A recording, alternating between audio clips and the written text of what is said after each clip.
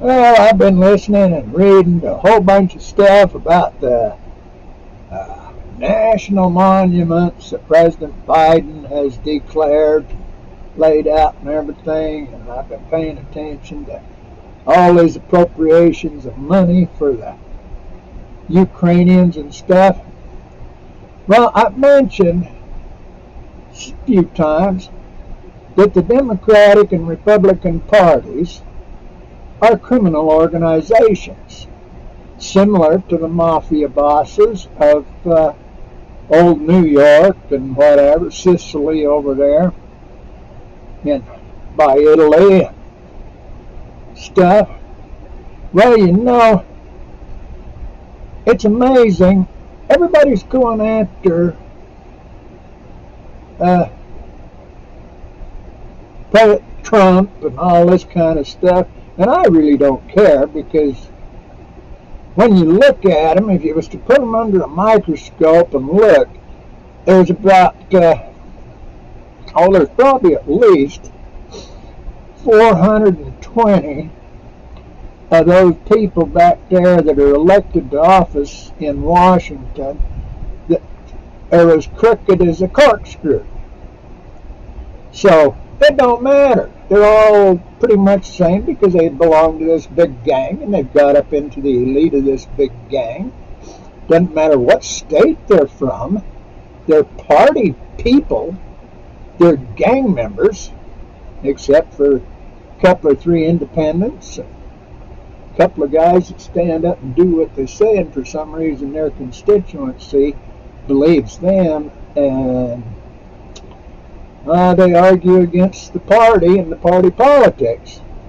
But you go back and you get to looking, when that Constitution was ratified by the 13 colonies, they Federalists got in there, and George Washington kept things pretty even.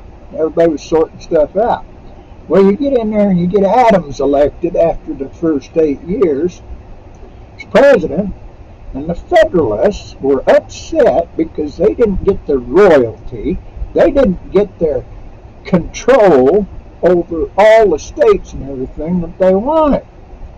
Well, they passed them Alien and Sedition Acts, and they did a few other things, and it stirred up the people that believed in liberty, that believed in the Constitution the way it was set up. So they became, if I remember right, the Jeffersonian Democrats. And they got enough people together that they outdid the Federalists, and they got Thomas Jefferson elected president. Well, old Thomas Jefferson, he made a real swing. He bought the Louisiana Purchase from Napoleon, because Napoleon was he was in his own Vietnam or his own Afghanistan or his own Ukraine, whatever you want to look at it as, and he needed money. He was broke.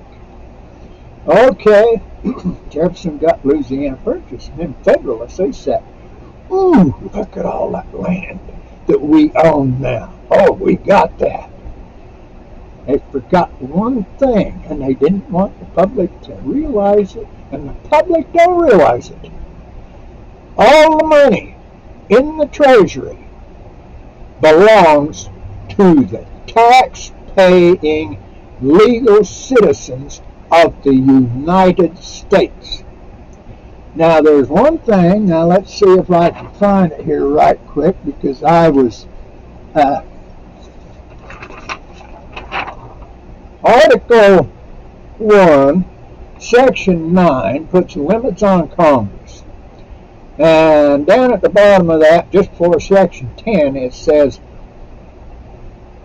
no money shall be drawn from the Treasury, but in consequence of appropriations made by law, and a regular statement and account of the receipts and expenditures of all public money shall be published time to time. Now, I'd like to read them bills that gave that President Biden all that money to put into that pocket of them rich guys supplying all the bombs and everything over there to that left Lewis, whatever his name is. Okay? Now, that being said about the money, it all belongs to the people. When they bought the purchase, that Louisiana Purchase, they took the taxpayers' money, the legal citizens' money, out, and they paid it to Napoleon. Well, the land, it was in trust to the people, not the government. The government don't own a darn thing. Even, well, let's go see what it says in Article 1, Section 8. You get down there where they were setting up Washington, D.C. Let's see, it says, to exercise, this is a power granted to Congress by we the people, to exercise exclusive legislation in all cases whatsoever over such district not exceeding 10 miles square as may, by cession of particular states and the acceptance of Congress, become the seat of the government of the United States, and to exercise like authority over all places purchased by the consent of the legislature of the state in which the same shall be, for the erection of forts, magazines, arsenals, dockyards, and other needful buildings. Okay? Now, nowhere can I find that we the people gave all this stuff to them elected people back there as their own playground. Nowhere can I find that it's legal for any foreign entity or citizen, corporation, whatever, to own land in the proper United States of America. Okay, now, President Biden, they all started out, they yap about this Yellowstone National Park. That was the first big one over Teddy Roosevelt. Yeah, that was nice. Okay, we come through, we come down, we got all this. They made states like Utah, like Nevada, like Arizona, like Idaho, like all these others, Wyoming, etc., etc. And there's all this federal land. Back when they made the Transcontinental Railroad, they gave land sections to the guys that built the railroad. Not to the people that worked, but the money men that did it. Land sections. They also set aside sections for schools. Now, nobody ever talks about those sections of land. Where did they go? What kind of money was gotten for the purchase of it? Who paid the purchase for that land? Who put the money in? What kind of money does it make for the schools? See, you get to looking. That criminal organization that got to going. Oh, you can go back and look at Tammany Hall in New York, or you can look at Chicago when it was a rip-roaring, running all the government stuff. It still does, to an extent. President Obama and Hillary Clinton came out of Chicago.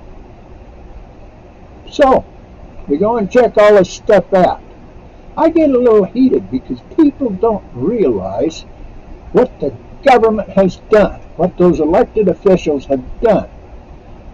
This country, if you check real close, the republic that is the United States of America, the republic that are the 50 individual sovereign states of America, are all ruled by consensus, not by tyranny.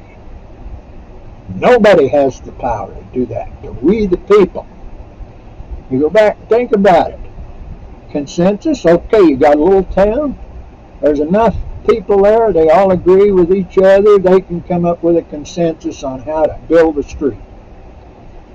Take a county.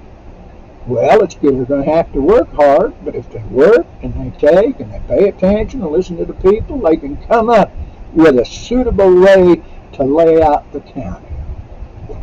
Now, you get to the state. You take all the counties, 20, 30, 40 counties. They get all together. If they work at it, the representatives, going back to ask their constituents, coming back to the state legislature, they can figure out how to do things that'll satisfy the people that want to live in that state according to the basic laws of that state, who have found a county and a town in that state that they really like. Everybody else needs to move someplace else so there can be a consensus. Now, the whole United States and people back there in that Washington, D.C., they don't give a darn what we the people think, what we the people want. They just steal our money. They steal our young men and young women for cannon fodder. They do the whole bunch. Check it out. Read, study, pay attention. Go look it up. Well, I got a little hot under the collar because this really bothers me. I do not like tyrants. I do not like to see people pushed over, have their money stolen, have their land stolen, or anything else. It just bugs the heck out of me. I say this, and I ask God to bless everyone in you and help you clear your minds, that you might know the truth. Somewhere I heard that the truth will set you free. It will, but you gotta know it and act on it. Talk to you again. Have a good day.